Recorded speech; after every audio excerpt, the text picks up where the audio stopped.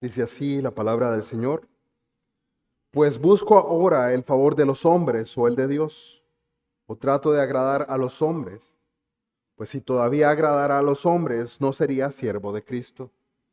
Mas os hago saber, hermanos, que el evangelio anunciado por mí no es según hombre, pues yo ni lo recibí ni lo aprendí de hombre alguno, sino por revelación de Jesucristo. Porque ya habéis oído acerca de mi conducta en otro tiempo en el judaísmo, que perseguía sobremanera a la iglesia de Dios y la asolaba. Y en el judaísmo aventajaba a muchos de mis contemporáneos en mi nación, siendo mucho más celoso de las tradiciones de mis padres.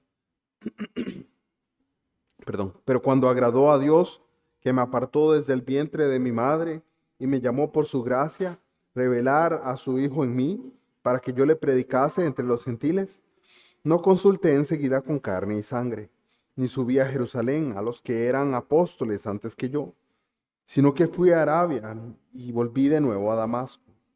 Después, pasados 3 años, subí a Jerusalén para ver a Pedro y permanecí con él 15 días, pero no había ninguno otro de los apóstoles, sino a Jacobo, el hermano del Señor. En esto que os escribo, he aquí delante de Dios que no miento. Después fui a las regiones de Siria y de Cilicia, y no era conocido de vista a las iglesias de Judea, que eran de Cristo. Solamente oían decir, aquel que en otro tiempo nos perseguía, ahora predica la fe que en otro tiempo asolaba. Y glorificaban a Dios en mí. Bendita sea la palabra del Señor. En esta carta de Pablo a las iglesias de Galacia, vimos hace un par de domingos cómo el apóstol se encarga de recordarles el evangelio. No hay otro evangelio que el que ya les fue predicado. El apóstol, tenemos en Hechos cómo dedicó gran parte de su primer viaje misionero a establecer, a predicar, a evangelizar en la región de Galacia. Después de esta ardua labor, de esta ardua tarea, se dedica a realizar otros viajes misioneros. Pero poco tiempo después, escucha de que se encuentra entrando en la iglesia un falso evangelio.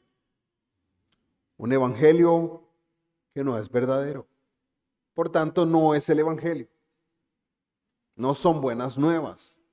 Si agregamos a las buenas nuevas de Dios, de la salvación por la gracia a través de la fe en Cristo Jesús solamente, no tenemos buenas noticias, tenemos malas noticias. Que necesitaríamos entonces hacer obras que logren ganar la salvación. Les recuerda que no hay otro evangelio, y eso fue parte de lo que vimos anteriormente. En esta mañana vamos a ver un poco más expandida la defensa que el apóstol hace acerca de su ministerio, del llamado que el Señor le ha hecho y también del evangelio que está predicando. Algunos de nosotros hemos escuchado en el transcurso de nuestra vida y tenemos una idea de lo que significa inmediatamente. Algunos de nosotros lo escuchamos como niños, cuando se nos decía que realizáramos una labor y se nos decía, quiero que lo haga inmediatamente, ¿verdad? Cuando se nos llamaba a llevar a cabo una labor o una tarea de forma rápida, pronta. Y tal vez nuestra forma de asimilar esa palabra hoy en día, cuando se nos dice inmediatamente, lo asociamos con tiempo. Quiero que se haga esto inmediatamente. Pero bueno, parte de esa noción que tenemos de inmediatamente no significa necesariamente un asunto de tiempo, sino que se haga sin algo de por medio. Sí, mamá, escuchamos a los niños, ya voy. O tal vez nosotros, nuestra esposa o alguien nos dice, venga ya, rápido. Dice, sí, ya voy. Ese tipo de respuesta significa que estamos haciendo otra cosa en medio antes de responder a lo que se nos está pidiendo. Al hablar de inmediato, estamos hablando sin algo de por medio. Aclaro esto porque es parte de lo que Pablo va a hacer a la hora de defender su apostolado. Él va a decir que su apostolado fue inmediato, fue sin un mediador. ¿Por qué? Porque quien lo llamó directamente fue el Señor Jesucristo, sin otro mediador. En medio de estos problemas que enfrenta la iglesia de Galacia, está el hecho de poner en duda la autoridad del apóstol Pablo. Algunos dicen, bueno, Pablo no es exactamente un apóstol. Y vimos anteriormente que muchos de eso tenía que ver por el hecho de que Pablo no había estado presente durante el ministerio terrenal del Señor Jesucristo. Él fue llamado después, a pesar de que sí vio al Señor Jesucristo resucitado en la visión que vio en medio de su camino hacia Damasco. No estuvo presente en ese llamado. En el primer siglo hubo muchas personas que persiguieron a los cristianos, a los creyentes por su fe en el Señor Jesucristo. Una de estas personas fue Saulo de Tarso, o como lo conocemos ahora, el apóstol Pablo. El gran desafío para el apóstol Pablo era que la gente sabía que inicialmente lo que él quería, la misión primaria que él tuvo, era el de destruir a la iglesia. Pero ahora estaban escuchando informes de que que antes perseguía a la iglesia, ahora estaba predicando esa misma fe que una vez trató de destruir. Como podemos imaginar, la gente probablemente sospechaba de Pablo. La gente se hacía preguntas. ¿Será verdad? ¿Será cierto? Aquel que nos perseguía, que iba a las sinagogas, que corría detrás de nosotros,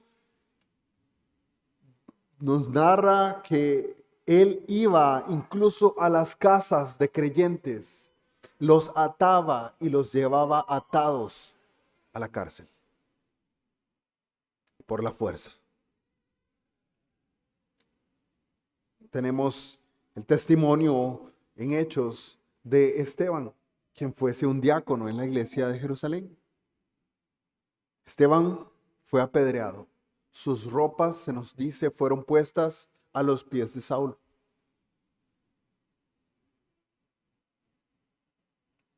Las dudas abundaban con respecto a su genuinidad en cuanto a la predicación del evangelio por parte del apóstol. Al mismo tiempo, algunas personas probablemente se preguntaban acerca de cuál era el origen de esa autoridad. Muchos se preguntaban, ¿quién autorizó a Pablo a predicar? ¿Quién lo autorizó para llevar a cabo toda esta labor? ¿Quién lo autorizó para ir y recoger fondos, ir a las iglesias y predicar el evangelio? ¿Quién? También podían preguntarse qué pensaban los demás apóstoles acerca de esto. Los falsos maestros de la región de Galacia intentaron explotar esta aparente debilidad en el ministerio del apóstol. Por eso Pablo, desde el principio de la carta, después de saludarles, lo que inmediatamente dice es que él es apóstol, no por hombres ni por hombre, sino por Jesucristo y por Dios el Padre que lo resucitó de los muertos. Pablo hace énfasis en su autoridad apostólica, una comisión personal que le fue extendida a él por parte del Señor Jesucristo. una comisión que se extendió desde Israel y le fue encomendada hasta los fines de la tierra. Pues sabemos que Pablo fue el apóstol a los gentiles. Estas dos cosas, la comisión de Pablo y el alcance internacional del evangelio, son muy importantes. Y son muy importantes para nosotros hoy. Porque nosotros somos parte de esos gentiles. De esos que no eran parte del pueblo de Israel. A esos externos al pueblo de Dios y a los pactos que hoy en día es anunciado este mensaje.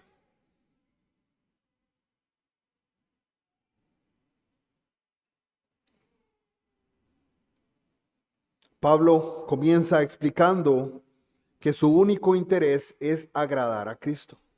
De hecho, así inicia el pasaje que leímos hoy.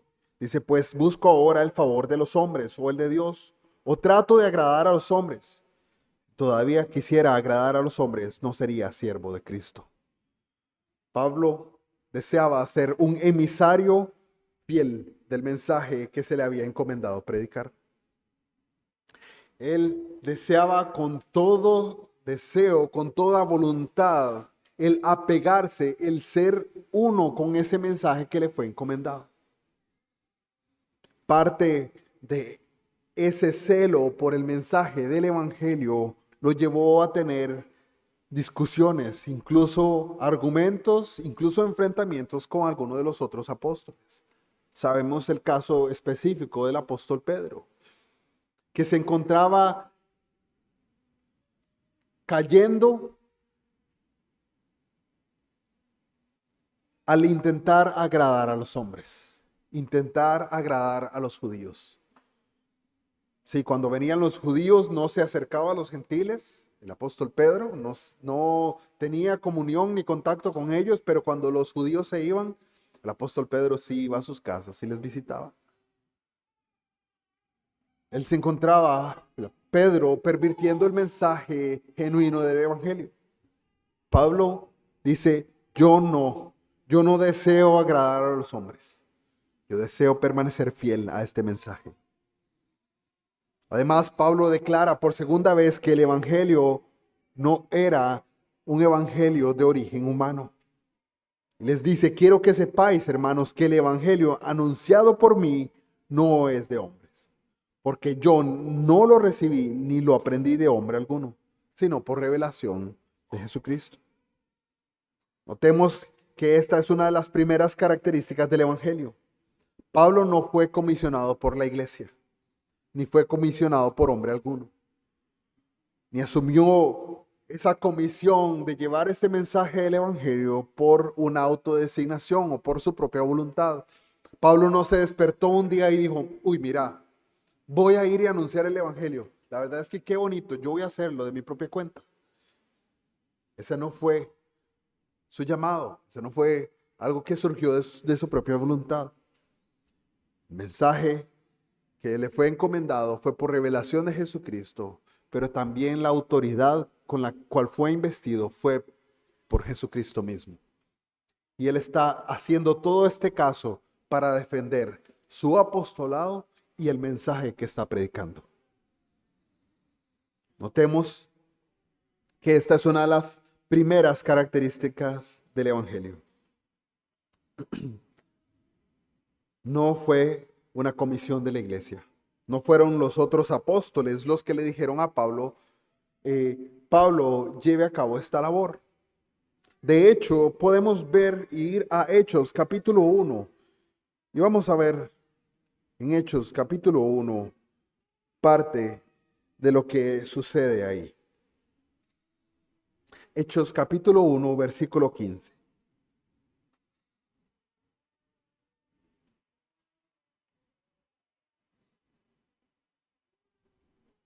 Y vamos a leer hasta el versículo 26. Dice, en aquellos días Pedro se levantó en medio de los hermanos, y los reunidos eran como 120 en número, y dijo, varones hermanos, era necesario que se cumpliese la escritura en que el Espíritu Santo habló antes por boca de David acerca de Judas, que fue guía de los que prendieron a Jesús, y era contado con nosotros y tenía parte en este ministerio. Este pues, con el salario de su iniquidad, adquirió un campo y cayendo de cabeza, se reventó por la mitad y todas sus entrañas se derramaron. Y fue notorio a todos los habitantes de Jerusalén, de tal manera que aquel campo se llama en su propia lengua Acéldama, que quiere decir campo de sangre. Porque está escrito en el libro de los Salmos: sea hecha desierta su habitación y no haya quien more en ella. Tome otro su oficio. Es necesario, pues, que de estos hombres que han estado juntos con nosotros todo el tiempo que el Señor entraba y salía entre nosotros, comenzando desde el bautismo de Juan hasta el día en que de nosotros fue recibido arriba, uno sea hecho testigo con nosotros de su resurrección. Y señalaron a dos: a José llamado Barsabás, que tenía por sobrenombre Justo, y a Matías. Y orando dijeron: tú, Señor, que conoces los corazones de todos, muestra cuál de estos dos has escogido para que tome la parte de este ministerio y apostolado, de que cayó Judas por transgresión para irse a su propio lugar, y les echaron suertes, y la suerte cayó sobre Matías, y fue contado con los 11 apóstoles. En esta narración tenemos cómo el apóstol Pedro, entendiendo las profecías del Antiguo Testamento en los Salmos, entiende que alguno debía tomar el lugar de Judas. Debía haber 12 apóstoles. El Señor en una instancia llamó a 12 apóstoles. No debemos confundir apóstoles con discípulos, a pesar de que muchas veces utilizamos estas palabras de forma intercambiable, o tal vez las hemos entendido de esa manera.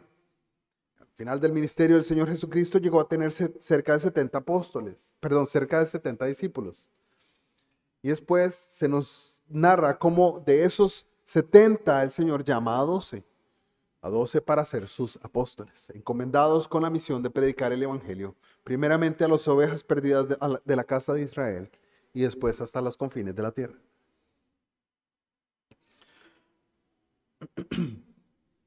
Pedro, teniendo entendimiento de lo que señalaban las profecías, que otro debía tomar el lugar de Judas, hacen lo que ellos conocían y entendían. Entienden que que los apóstoles eran aquellos que habían caminado con durante el ministerio terrenal del Señor Jesucristo, aquellos que habían presenciado la resurrección y aquellos que habían sido llamados por el Señor Jesucristo directamente. Bueno, el Señor probablemente sí había llamado a Barsabás, al Justo, y a Matías.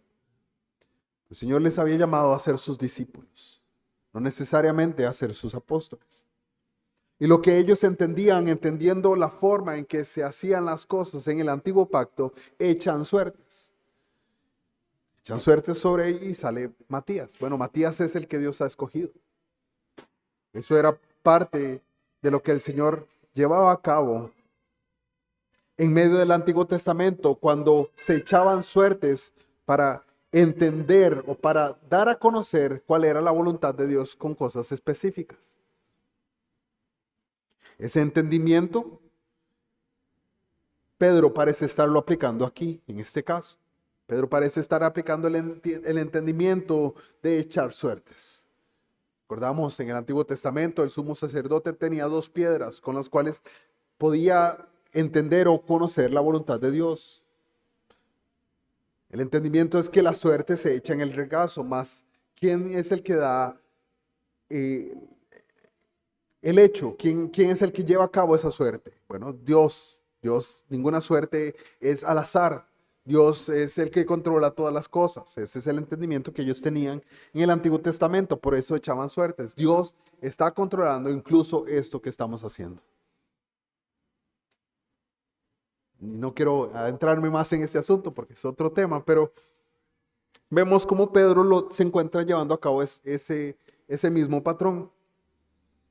Pero bueno, tenemos que en esta instancia nombran a Matías.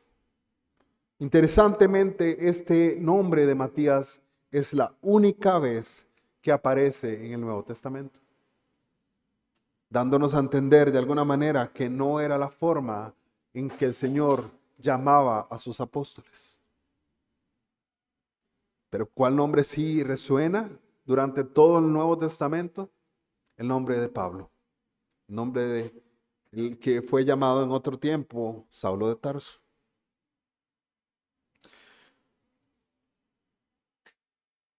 Y vemos cómo Pablo también, en lo que nos está diciendo, nos está aclarando que su llamado no fue hecho por hombres, ¿verdad? Es interesante cómo Lucas inicia con esa narrativa de que ese llamado que tiene Matías por parte de los demás apóstoles no queda como, no parece quedar en firme, sino que más bien después tenemos que Saulo es llamado por el Señor en el camino a Damasco y su apostolado es confirmado por el Señor a través de los señales, prodigios, milagros y la conversión de muchos hombres, muchas mujeres a los pies del Señor. El Señor confirmó el apostolado de Pablo.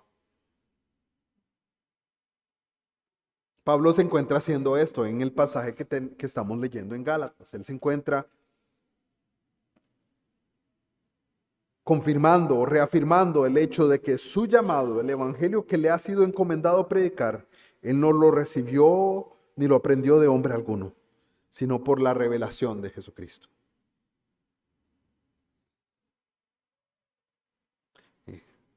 Pablo fue confrontado en el camino a Damasco por Cristo resucitado y él fue quien personalmente comisionó a Pablo para predicar el evangelio. Es por esto que Pablo dice que recibió el evangelio por revelación de Jesucristo. Pablo establece el contexto de su llamado, recordándole a los Gálatas su vida anterior. Él fue fariseo de fariseos, perseguidor de la iglesia. Nos recuerda el apóstol Pablo, nos da un recuento de sus credenciales, de su vida pasada. No creo que lo haga como jactancia, pero sí para darnos a entender cuál era su contexto. Entre sus compañeros judíos, él era fariseo. Pablo se nos recuerda que no tenía comparación, él fue circuncidado al 8º día, como mandaba la ley. Él era de la tribu de Benjamín, un verdadero judío, y según su propio testimonio, hebreo de hebreos. De hecho, Pablo testifica que él fue educado a los pies de Gamaliel, uno de los rabinos más destacados de su época, y criado según la estricta ley de nuestros padres. En otras palabras, Pablo estaba profundamente preocupado por preservar y proteger la fe de Israel. Sin embargo, su celo no era en última instancia por la palabra de Dios y por el Mesías, sino que en una declaración reveladora admite que su pasión era por las tradiciones de mis padres. Y esto lo vemos en el versículo 14. Dice, y en el judaísmo aventajaba a muchos de mis contemporáneos en mi nación, siendo mucho más celoso de las tradiciones de mis padres. Y esto es importante. En este punto estamos empezando a ver indicios de la herejía gálata que se estaba dando a lugar en las iglesias de Galacia. Y esto tiene que ver con que lo que estaba surgiendo en Galacia tenía que ver más con las tradiciones de los judíos que con el evangelio. En otras palabras, Pablo había roto su relación con el judaísmo, mientras que sus oponentes todavía promovían estas tradiciones. El Señor en su gracia observa a Pablo y le encarga predicar el evangelio a través de su Hijo Jesucristo. Dice Pablo, pero cuando agradó a aquel que me apartó desde el vientre de mi madre y me llamó por su gracia a revelarme a su Hijo para que yo le predicase entre los gentiles, no consulté enseguida con nadie, ni subí a Jerusalén a los que eran apóstoles antes que yo, sino que fui a Arabia y volví de nuevo a Damasco. Pablo hace gran énfasis en los orígenes divinos de su comisión y con el lenguaje hace eco de los llamados de los profetas del Antiguo Testamento. Recordamos en Jeremías capítulo 1, dice, versículo 5, antes de formarte en el vientre te conocí y antes que nacieras te santifiqué, te di por profeta a las naciones. Ese es el llamado que Dios le hace al profeta Jeremías y de alguna manera resuena con lo que Pablo está diciendo de sí mismo. Él está diciendo, me llamó por su gracia. Dice, pues cuando agradó a aquel que me apartó desde el vientre de mi madre y me llamó por su gracia. Vemos, este se parece o es similar al llamado que Jeremías nos declara, le fue dado por parte de Dios. Hay una especial similitud entre estos dos llamados. Tanto Jeremías como Pablo fueron designados como profetas a las naciones. Sin embargo, antes de seguir adelante, tenemos que ver otras partes de la declaración que Pablo hace en estos versículos 15 y 17. Debemos tomarlas en cuenta. Pablo no consultó con nadie acerca de su comisión. Pablo no fue a Jerusalén a tener una reunión con los otros apóstoles. Ni siquiera tuvo una videollamada con ellos para aclarar ciertas cosas. En cambio, en vez de hacer eso, Pablo se dirige a Arabia, a otra región, lejos de donde estaban los apóstoles. Los académicos y estudiosos de estos asuntos no han dejado de especular durante siglos sobre lo que hizo Pablo en Arabia. Eso es una de las grandes incógnitas que tenemos. Durante esos 3 años, ¿qué fue lo que pasó ahí con Pablo en ese momento? Bueno, las cosas secretas pertenecen a Jehová, pero las que Él nos ha dado a conocer son para nosotros, para entenderlas. Sí, es cierto que es un misterio y debemos quedarnos y guardarnos ese misterio. Algunos piensan que Pablo se fue hacia esa zona primordialmente a contemplar la revelación de Cristo que le había sido dada. Otros aluden y dicen, no, Pablo se fue a Arabia porque estando allá en el desierto, él fue instruido personalmente por el Señor Jesucristo. Bueno, todas esas son sugerencias en el mejor de los casos. Son cosas que podemos pensar, pero no estamos seguros de ellas. Martín Lutero, analizando sobre este pasaje y sobre este tema, dice en su tono brusco, como es de costumbre, dice, es absurdo preguntar qué hizo Pablo en Arabia. ¿Qué otra cosa habría hecho si no predicar a Cristo? Bueno, puede ser. También Martín Lutero está en toda su libertad de dar una injerencia acerca de lo que pudo estar haciendo Pablo durante ese tiempo. Pues sí, es una posibilidad, pero todas estas son solamente eso, posibilidades. No estamos seguros certeramente de qué fue lo que hizo Pablo estando en Arabia. Probablemente nunca nos se ha dado a conocer con certeza qué fue lo que sucedió realmente. Pero no debemos permitir que esta curiosidad sobre estos 3 años oscurezca el asunto que se está tratando directamente en este pasaje. Pablo es enfático. Su comisión vino directamente de Cristo. Y eso es lo importante. No vino de hombre alguno, ni siquiera de los otros apóstoles. Pablo se encuentra afirmando que su llamado al apostolado y a la predicación del evangelio fueron encomendados directamente por el Señor. Y este es el punto que nos está haciendo. La autoridad de su llamado y la autoridad de su evangelio. Teniendo en mente aclarando un poco de los orígenes del Evangelio y de la comisión de Pablo por parte del Señor Jesucristo, podemos ahora considerar cuál es el alcance de este Evangelio. Pablo fue apartado desde su nacimiento para predicar a los gentiles, a cualquiera que no fuera judío. Esto hace eco, como vimos anteriormente, del llamado que le fue dado al profeta Jeremías para ser el profeta a las naciones. De hecho, la palabra griega traducida gentiles, etne, podría traducirse con precisión como naciones. De esa palabra obtenemos también la palabra en nuestro idioma, etnia. Y esto es una información importante a considerar, ya que establece de inmediato el propósito de largo alcance del evangelio que le ha sido dado al apóstol.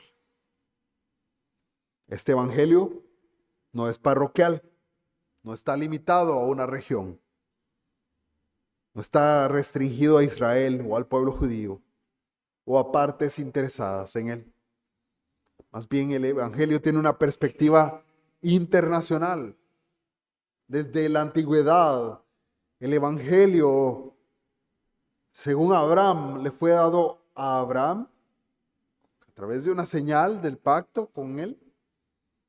Pero ¿qué es otro de las bendiciones que se le da a Abraham? En ti serán benditas, ¿qué? Todas las familias de la tierra.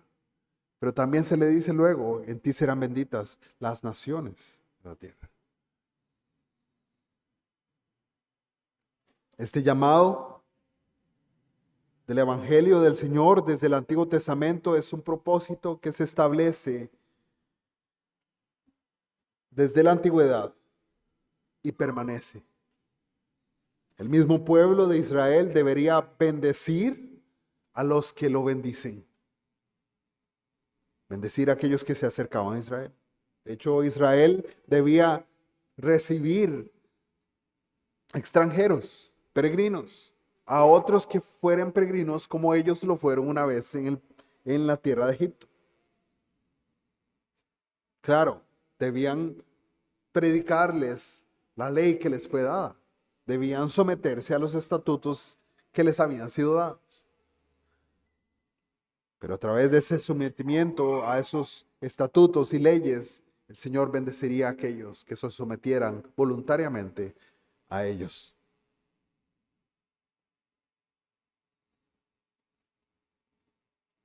También podemos verlo claramente en la Gran Comisión, Mateo capítulo 28. Pero también vemos cómo este llamado es dado a los siervos o a los libres para adorar al único Dios vivo y verdadero, a todos los que se someten a Él. Pablo, que fue apartado desde el vientre por la elección soberana de Dios para que pudiera predicar el Evangelio a las naciones, lo hace en la autoridad del Señor Jesucristo, en la autoridad de Dios. Recordemos que estas naciones han sido el objeto del Evangelio desde el comienzo, desde el inicio mismo de la historia redentora. De hecho, Abraham no es un judío. Abraham es llamado de Ur de los Caldeos, una nación pagana.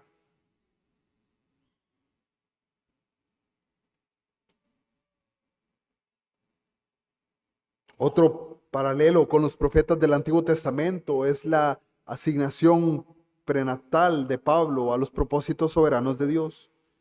Y se asemeja también en gran forma al llamado que Dios hace a Isaías, quien en sí mismo fue un anunciante profético de Cristo. En Isaías 49, vamos a ese pasaje, Isaías 49.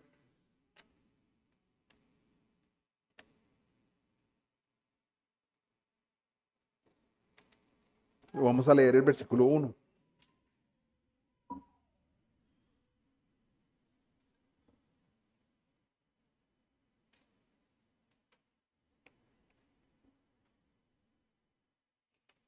Oídme costas y escuchad pueblos lejanos. Jehová me llamó desde el vientre, desde las entrañas de mi madre tuvo mi nombre en memoria. Isaías está anunciándonos que su llamado fue desde el vientre de su madre. También nos hace resonancia con lo que Pablo ha dicho. El Señor lo escogió desde el vientre de su madre. Pero también en que hace el anuncio, escúchenme costas y pueblos lejanos. Porque Isaías, quien fuese llamado al pueblo de Israel, también se encuentra anunciando esto a los pueblos lejanos? Bueno, en sí el alcance del evangelio no estuvo cerrado al pueblo de Israel. Pues el evangelio, la verdad del evangelio y el llamado al arrepentimiento y a la fe es al mundo entero, a las naciones. De hecho, tenemos en Apocalipsis que un día los que estarán presentes delante del trono de Dios serán de toda tribu, de toda lengua y de toda nación. Entonces vemos cómo desde el inicio este evangelio, este llamado, estas buenas nuevas, estas buenas noticias son para las naciones. El profeta también describe poco después en el versículo 6, dice: poco es para mí que tú seas mi siervo para levantar las tribus de Jacob y para que restaures el remanente de Israel. Te daré luz a las naciones para que mi salvación llegue hasta lo postrero de la tierra. Isaías se encuentra anunciando la venida del Señor Jesucristo. Y que a través de ese anuncio vendrá la restauración no solamente de Israel, sino lo hará luz a las naciones. También aquí podemos ver de alguna manera la gran comisión, en la que Cristo ordena a la iglesia que lleve el evangelio a las naciones. Mateo capítulo 28, versículos 18 al 20. Vamos a leerlo también. Mateo capítulo 28, versículos 18 al 20.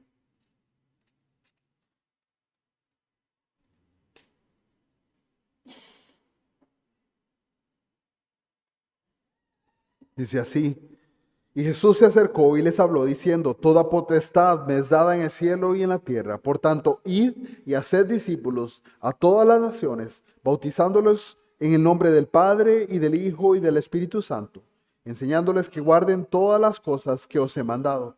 He aquí yo estoy con vosotros todos los días hasta el fin del mundo. Amén. Claramente el evangelio tenía la intención de llegar a las naciones. Y Pablo fue el instrumento escogido por Dios para llevar a cabo esta tarea. Al mismo tiempo, el alcance del evangelio también dice algo sobre la naturaleza del reinado de Cristo. Las naciones, todas, debían someterse a Cristo. Vemos esto en el Salmo capítulo 2. Salmo 2. Vamos a leerlo también.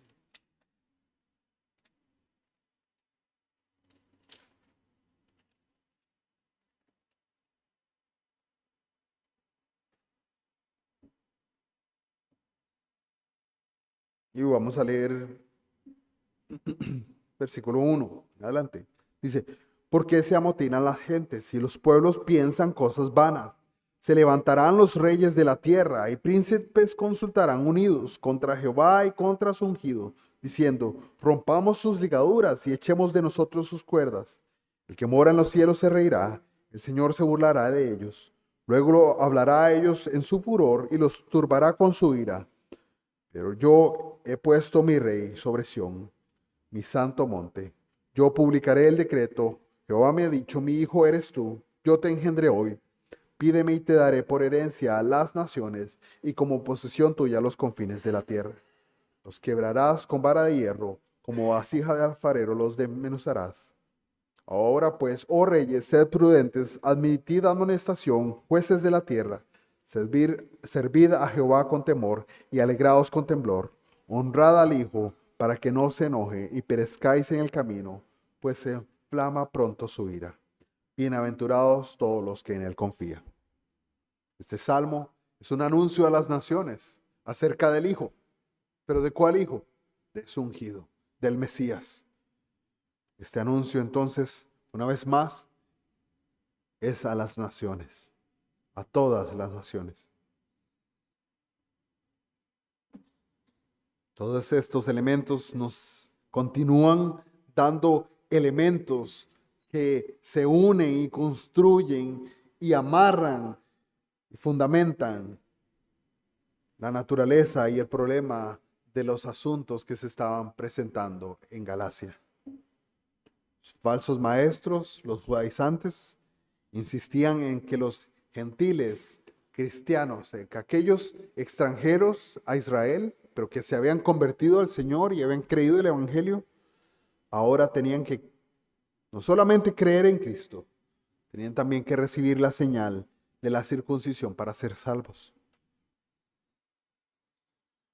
Aunque ciertamente hay otros detalles importantes que vendrán en los capítulos siguientes, los judaizantes enseñaban que los gentiles tenían que convertirse básicamente al judaísmo para ser salvos. Cristo no era suficiente para los judaizantes. La obra perfecta de Cristo dejaba de ser suficiente si alguna otra cosa era necesaria para la salvación. Si el alcance del Evangelio es internacional, no trasciende fronteras, entonces debemos dudar seriamente que la noción de que las naciones tienen que convertirse al judaísmo es una idea que es totalmente contraria a las Escrituras. Y esto por un par de razones principales. Primero, recibir la circuncisión, además de la fe en Cristo, es un rechazo de la perfecta suficiencia de la obra de Cristo como base para la salvación de una persona. Decir que una persona tenía que ser circuncidada era un intento de agregar la débil observancia de la ley por parte del creyente a la perfecta observancia de la ley por parte de Cristo. Es intentar agregar mi débil observancia a la ley de Cristo, a la ley de Dios, y decir que eso de alguna manera le va a ayudar a la perfecta observancia de la ley de Dios que Cristo tuvo. Cristo la sostuvo y mantuvo perfectamente toda la ley de Dios sin quebrantarla ni un día, ni un segundo, ni un minuto, ni una hora. Nunca. Él sostuvo la ley perfecta de Dios toda su vida. Y usted, mi querido amigo y hermano, no puede observarla ni un segundo. ¿Por qué? Porque no podemos amar a Dios perfectamente ni un segundo. El Señor llama a ser perfectos como Él es perfecto. Y ese es el condicionante que tenemos. Ninguno de nosotros que está aquí ha podido un solo segundo de nuestra vida observar perfectamente la ley de Dios. Intentar agregar nuestras obras a la perfecta observancia de Cristo con respecto a la ley es tonto en el mejor de los casos, es hereje en el peor de ellos. Por eso el celo de Pablo a la hora de decirles y a la hora de llamarles la atención a las iglesias de Galacia. En segundo lugar, el insistir que la circuncisión era un requisito previo para la salvación, era un intento de hacer retroceder el reloj de la historia redentora. Y era volver a la vida bajo el pacto de Moisés, bajo el pacto mosaico. Era un regreso a la ley, a sus requisitos. Era un regreso a la esclavitud de la cual Cristo les había hecho libres. Además de eso, era un mal entendimiento de la señal del pacto. puesto que seremos recordados más adelante en esta carta que a quien le fue dada esta señal de la circuncisión nunca fue salvo por ella, sino por la fe. La señal de la circuncisión le fue dada a Abraham, pero Abraham fue salvo por la circuncisión. No, Abraham fue salvo por la fe. Se nos recuerda. Definitivamente era dar un paso hacia atrás, era volver a la presente era mala, a la oscuridad. Si el ministerio de Pablo era el cumplimiento de los propósitos de Dios predichos en Isaías 49, entonces la propagación del Evangelio como la luz para las naciones era la llegada del reino de Dios, el reino escatológico o el reino final que realmente se esperaba. Israel, recordemos, esperaba un rey que les iba a librar del gobierno y el dominio de otros imperios. A la luz del Evangelio, a la luz del Nuevo Testamento, entendemos que este Rey, Jesucristo, vino para librarnos del imperio de Satanás, del imperio del pecado, del imperio de la muerte. La llegada del Evangelio de Cristo, el cielo descendido entre las naciones de la tierra.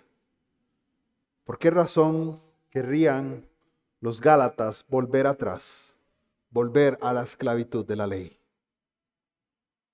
Bueno, ese es un peligro que corre cualquiera. Los Gálatas lo corrieron en ese entonces al escuchar a falsos maestros que les predicaban acerca de eso. Pero hoy en día nosotros también corremos ese riesgo.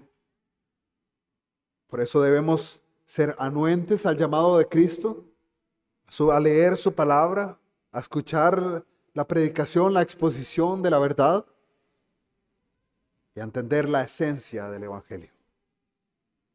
El Evangelio se hace efectivo mediante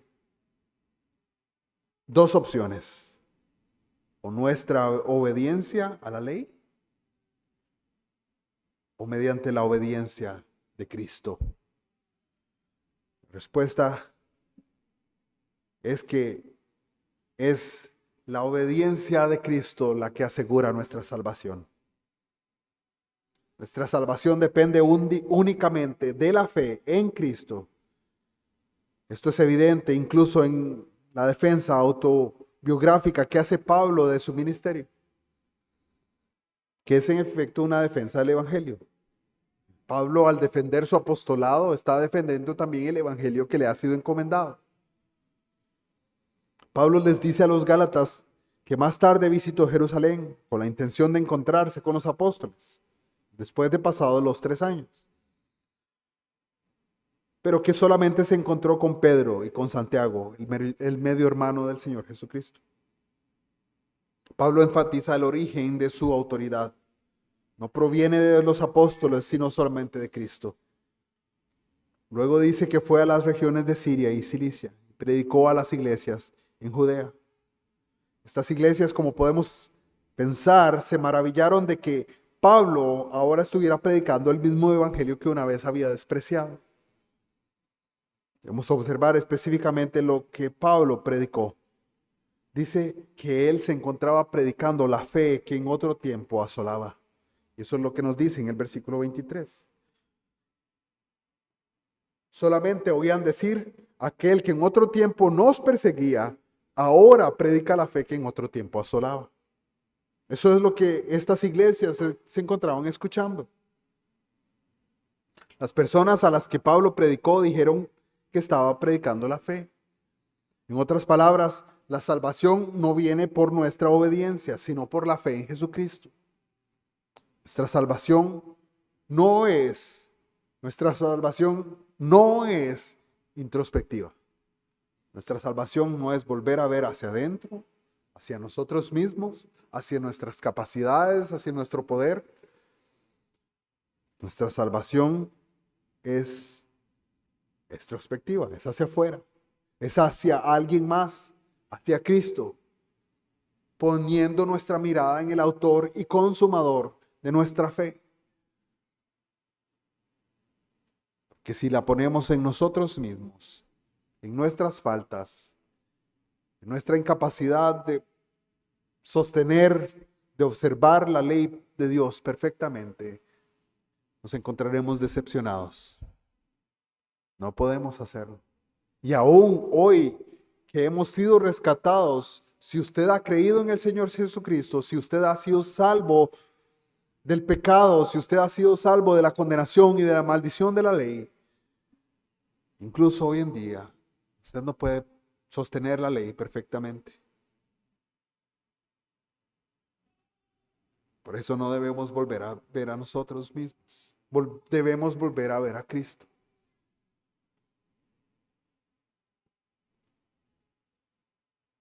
Volvemos a verle a Él. Cada vez que miramos hacia afuera, hacia las habilidades y hacia la obediencia de Cristo, entonces nuestra fe es fortalecida. Si yo no puedo, si yo me encuentro batallando, luchando contra estos pecados, luchando contra esta tentación, me encuentro debilitado, flaqueando, cojeando muchas veces, avanzando, pero a duras penas, hermano, ve a Cristo. Él avanza victoriosamente. Él avanza hoy en día victoriosamente, así como lo hizo en su ministerio terrenal. Pablo cierra este capítulo diciendo, y glorificaron a Dios por causa de mí. ¿Cuál es el objetivo de la propagación del Evangelio?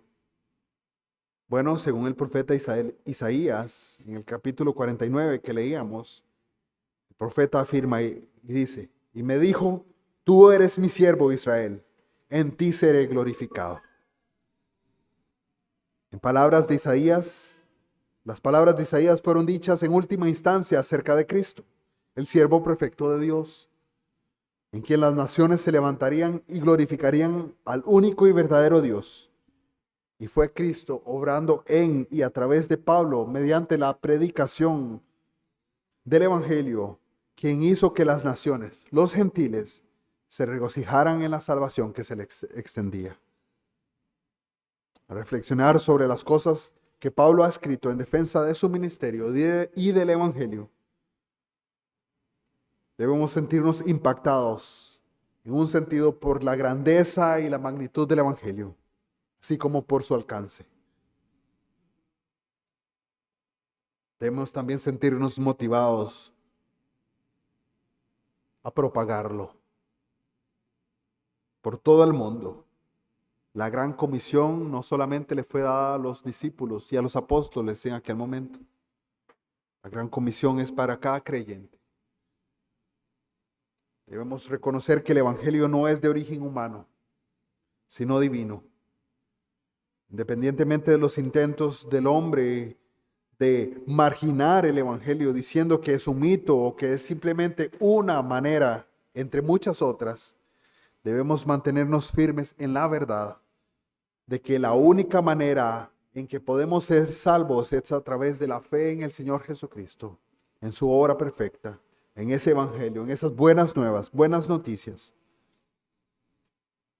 Jesucristo, la imagen increada de Dios, Dios en la carne, comisionó personalmente a los apóstoles y en particular a Pablo para llevar el Evangelio a las naciones. El Evangelio no fue una invención tardía, no fue un plan B. El Evangelio no fue, los hombres pecaron, entonces ¿qué hacemos con ellos? El Evangelio fue desde el inicio mismo de la historia de la redención, el plan A, el único plan de salvación. Y ese único plan de salvación es en Jesucristo, en su obra perfecta, por la fe. Aunque es posible que nosotros no hayamos sido comisionados por Cristo de la misma manera que Pablo. Hermanos, ¿no existen apóstoles hoy en día? No hay apóstoles en la manera en que Pablo fue llamado, en que los otros apóstoles fueron llamados. Tenemos en sí una comisión corporativa de iglesia. Y esta comisión es familiar a nosotros. Es la que escuchamos en Mateo capítulo 28. El Señor les dice que toda autoridad le ha sido dada en el cielo y en la tierra. Por tanto, id y haced discípulos. Todas las naciones, bautizándoles en el nombre del Padre y del Hijo y del Espíritu Santo, enseñándoles a obedecer todo lo que los he mandado. Y aquí yo estoy con vosotros todos los días hasta el fin del mundo. Amén. Ese mensaje, ese gran comisión, ese gran mandamiento debe ser claro para nosotros. Porque sí, debemos hacer discípulos en todas las naciones, bautizándoles en el nombre del Padre y del Hijo y del Espíritu Santo, pero también enseñándoles a obedecer todo lo que el Señor nos ha mandado.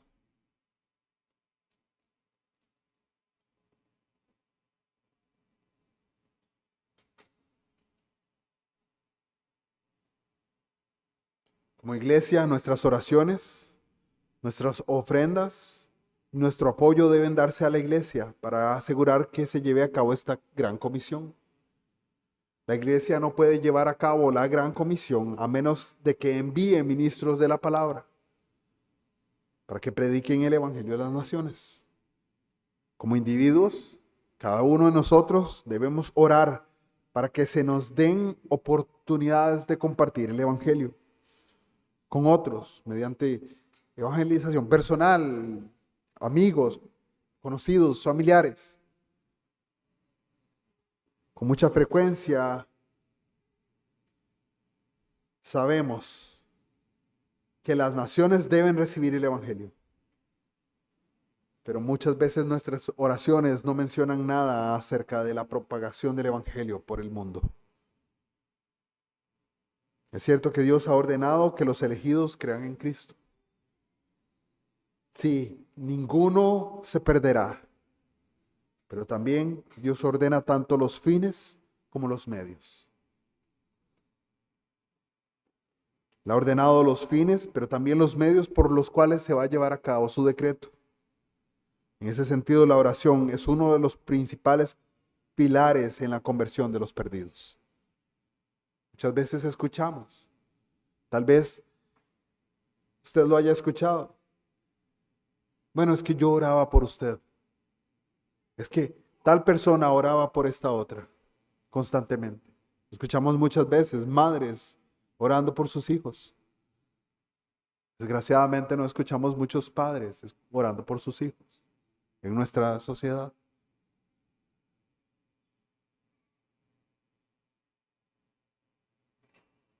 Pero sí, muchas veces esa oración, esa constante oración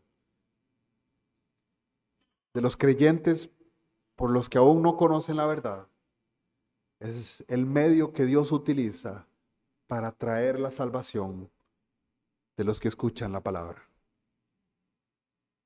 No dejemos de orar por aquellos que aún no conocen al Señor Jesucristo. No dejemos de orar por ellos.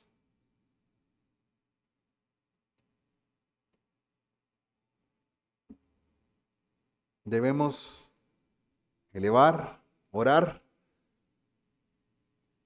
en línea con lo que hacía el hermano Isaac Watts en el himno Cuán solemne y dulce. Dice ese himno, cuán solemne y dulce. Dice, sobre las naciones, piedad, Señor, constríñelas a llegar. Envía tu palabra allí y tráelas a tu hogar. Tus iglesias llenas nos surge ver, para que con un corazón la raza escogida de tu gracia eleve el son. Al final, la evangelización del mundo no es en sí misma el objetivo final de la comisión de la iglesia. Y esto debemos tenerlo claro. Sí, debemos evangelizar, debemos esforzarnos, apoyar los esfuerzos evangelísticos, no solamente en nuestra ciudad, en el mundo entero, donde el Señor nos permita apoyar. El objetivo final de la gran comisión es la gloria de Dios. El Señor sea glorificado. El propósito del Evangelio es la adoración. La adoración y la alabanza de nuestro Señor.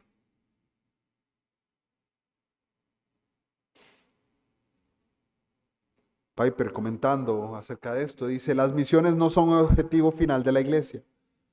La adoración lo es. Las misiones existen porque la adoración no existe.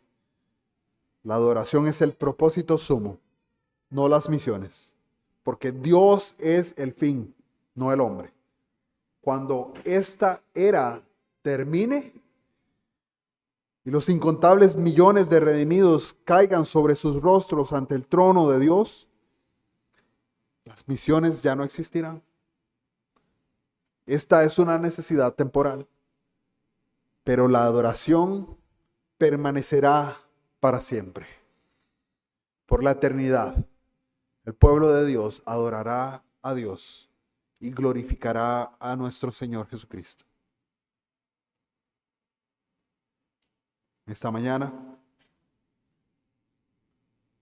quiero que recuerde y pidamos al Señor que nos conceda una mayor comprensión del Evangelio. No debemos olvidar que este tiene un origen divino. Este no vino de hombres, ni por hombres, vino de parte de Dios. No debemos olvidar que el Evangelio es el poder de Dios para salvación.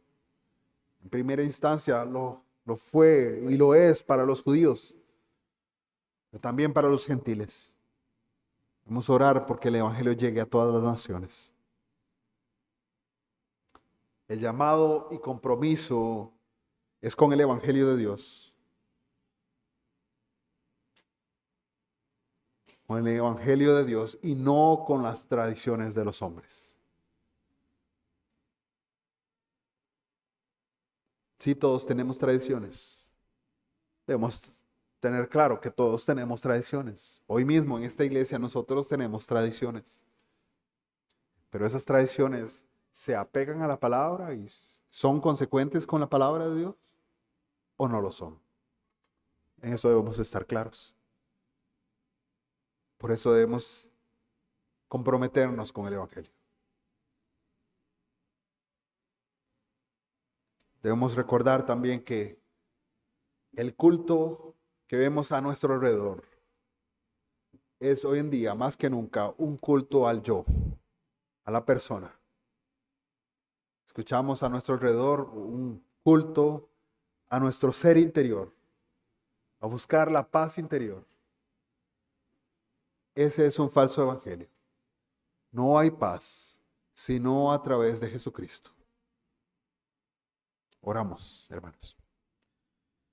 Señor, Dios nuestro, gracias damos por este mensaje de tu evangelio, por la palabra viva. Clamamos a ti porque nos auxilies a tenerlo claro, a atesorarlo y guardarlo en nuestros corazones, no apartarnos a diestra ni a siniestra. Permite que tu palabra more en abundancia en nosotros y que podamos esforzarnos para que tu evangelio brille en medio de nuestro pueblo, en medio de nuestra ciudad, en medio de nuestro entorno, de nuestras familias, de nuestros amigos, de nuestros compañeros de trabajo.